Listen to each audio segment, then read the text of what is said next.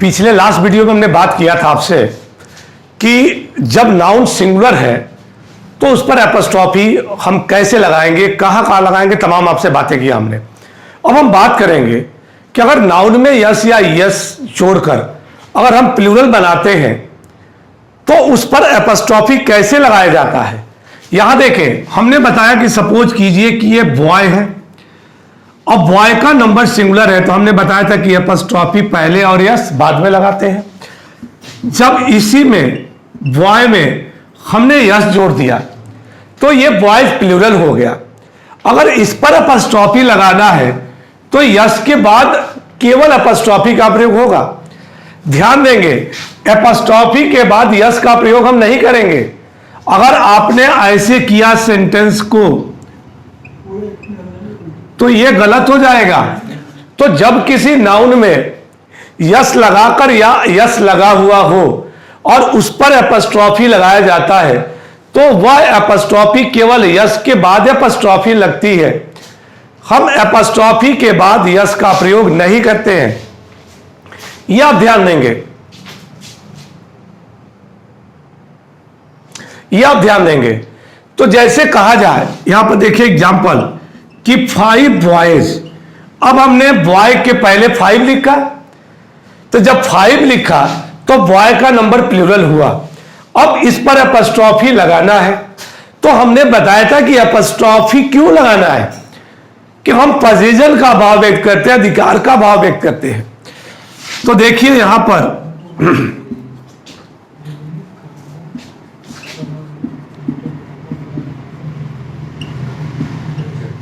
यहां देखें कि 5 boys books are in the class.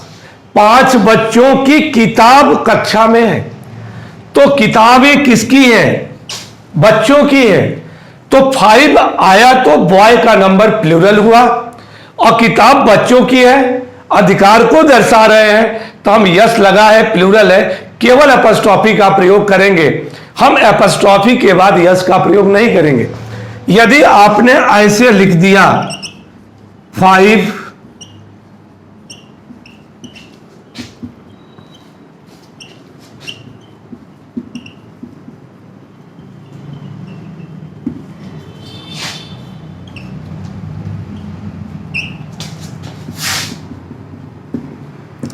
तो आपका ये पॉइंट गलत हो गया। तो जब कोई नाउन प्लूरल हो और उस पर एपोस्ट्रॉफी लगाना हो तो यस के बाद एपोस्ट्रॉफी लगाएंगे, लेकिन एपोस्ट्रॉफी के बाद यस का प्रयोग नहीं करेंगे। लेकिन कुछ नाउन ऐसे भी होते हैं, ध्यान देंगे कि कुछ नाउन ऐसे होते हैं जिनमें बिना यस लगाए ही प्लूरल में बदल जाता है।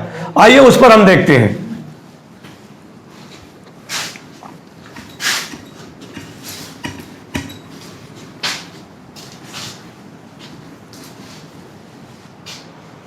जैसे हमने बताया था कि ये मैन है तो मैन का प्लूरल मेन होता है। ये चाइल्ड है तो चाइल्ड का प्लूरल चिल्ड्रेन होता है। ये आपका वुमेन है और वुमेन का प्लूरल वुमेन होता है।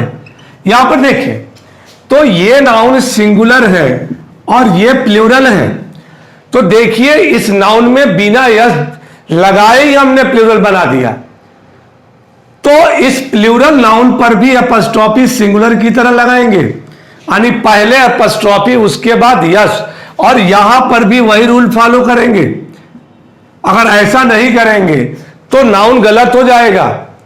सपोज कीजिए कि आपने चिल्ड्रेन लिखा और चिल्ड्रेन्स करके आपने एपोस्ट्रॉफी लगाया तो चिल्ड्रेन ऑलरेडी प्लूरल नंबर में है, इसमें यस लगा दिए, नाउन ही गलत हो जाएगा। इसलिए रूल बनाया गया कि जो नाउन ऐसे होते हैं जिनमें बिना यस जोड़े ही प्लूरल बना दिया जाता है उस नाउन पर सिंगुलर की तरह ही एपोस्ट्रॉफी लगाए जाते हैं। देखिए हमने एपोस्ट्रॉफी पहले और यस बाद में लगाया है। जैसे एक एग्जांपल आपको दे दे कि I do not like children's playing cricket. देखिए आई डू नॉट लाइक, मैं पसंद नहीं करता हूं चिल्ड्रेन्स प्लेइंग क्रिकेट, बच्चों का क्रिकेट खेलना। तो ये खेलना किसका है? बच्चों का है, अधिकार की बात हो रही है। तो काके की के एक्सप्रेशन में ही देखिए हम चिल्ड्रन पर अपस्ट्रॉफी लगाए और children is already in plural number, ये ऑलरेडी प्लूरल में है, इसमें यस जोड़ने की जरूरत नहीं है।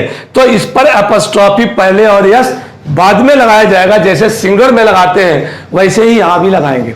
अब देखिए कुछ वर्ड और भी हैं, यहां पर देखें कुछ नई चीजें आप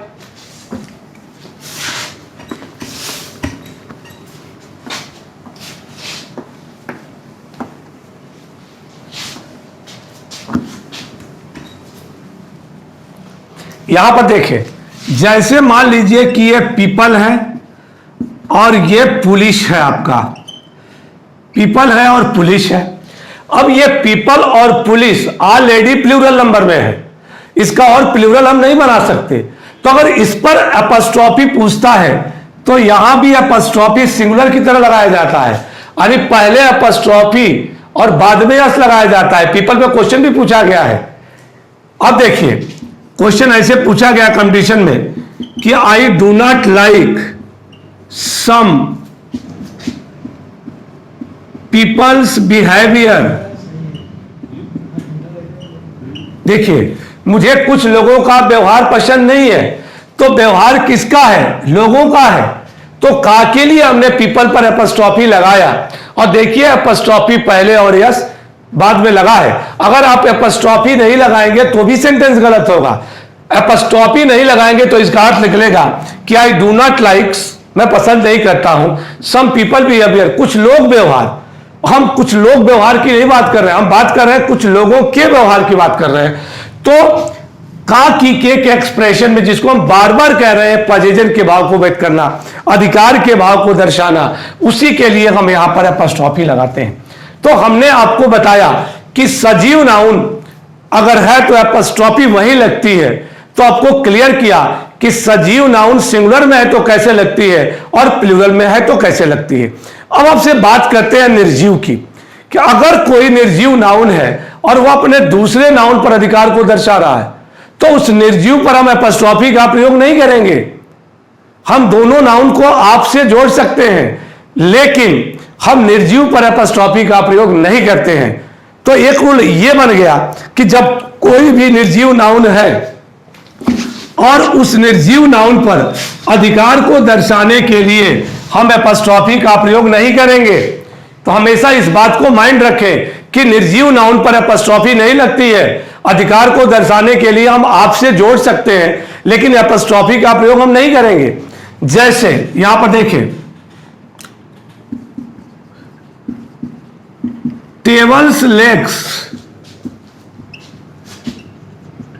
आर वेरी लॉन्ग। देखिए tables legs are very long, कुर्सी के पैर बहुत लंबे हैं, टेबल के पैर बहुत लंबे हैं। तो ये लेग्स किसके हैं? टेबल के हैं, समझेंगे आप। तो पैर जो है टेबल का अधिकार की बात हो रही है, लेकिन टेबल हमारा नॉन लिविंग है। अब नॉन लिविंग पर हम अपस्ट्रॉफी का प्रयोग नहीं करते हैं। अब ये गलत हो गया। तो अधिकार के भाव को दर्शाने के लिए हम दोनों नाउन को आपसे जोड़ सकते हैं। तो आप इसको सही करने के लिए लिखना पड़ेगा the legs of table are very long. देखिए कुर्सी के पैर बहुत लंबे हैं। तो देखिए हम दो नाउन को आपसे जोड़े तब भी अधिकार की बात हो रहा है, तब भी काके की का एक्सप्रेशन आ रहा है। तो कोई भी निर्जीव वस्तु है, अगर वह अधिकार को दर्शाता है तो निर्जीव पर अपस्ट्रॉफी का प्रयोग हम नहीं करते हैं।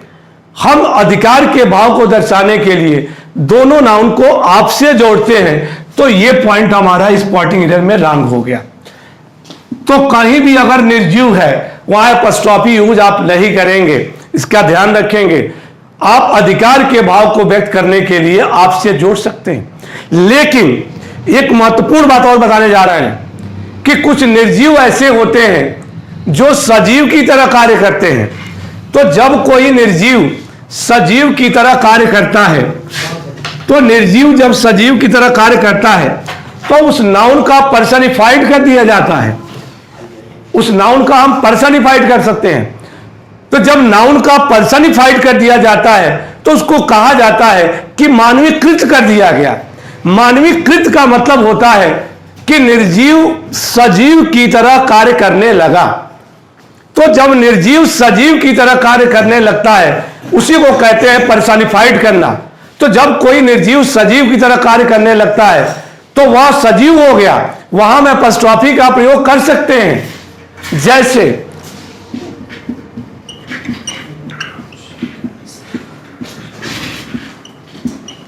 Natures beauty.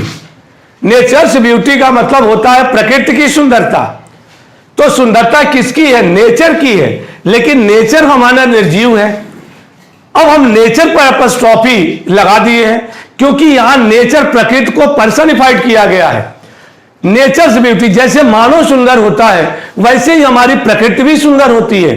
तो यहां नेचर को हम पर्सनिफाइड किए हुए हैं। मानव प्रकृति की सुंदरता में कंट्रास्ट रिलेशन होता है। मानो जैसे जैसे ओल्ड होता है वैसे वैसे बुढ़ा होता है, सुंदरता डिस्ट्रॉय होती है। और प्रकृति जैसे जैसे पुरानी होती है वैसे ही वैसे सुंदर होती है। तो यहां नेचर को पर्सनिफाइड किया गया है, इसलिए हमने नेचर पर एपॉस्ट्रोफी लगाया। आइए देखते हैं एक और example. Nature's law. Nature's law प्रकृति की कानून। तो जैसे मानव का कानून होता है, जैसे एक मानव दूसरे मानव पर शासन करता है वैसे प्रकृति पूरे ब्रह्मांड पर शासन करती है। तो यहां भी नेचर को पर्सनिफाइड किया गया है। इसी प्रकार एक और एग्जांपल दे दें। एट डेथ्स डोर, मृत्यु का दरवाजा। तो आपने मानव के घर का दरवाजा देखा होगा लेकिन मृत्यु का दरवाजा नहीं देखा गया है। तो यहां डेथ को पर्सनिफाइड किया गया है। तो जब किसी निर्जीव को सजीव की तरह व्यक्त किया जाए तो वह मानवीकृत हो जाता है, वह कार्य सजीव का करने लगता है। इसलिए उस निर्जीव पर भी हम एपॉस्ट्रोफी का प्रयोग करते हैं। तो यह आपका यहां पर केस समाप्त हो गया, अर्थात नाउन पूरी तरह से आपका यहां समाप्त हो रहा है। ठीक है, अब अगले टॉपिक में हम आपसे बात करेंगे।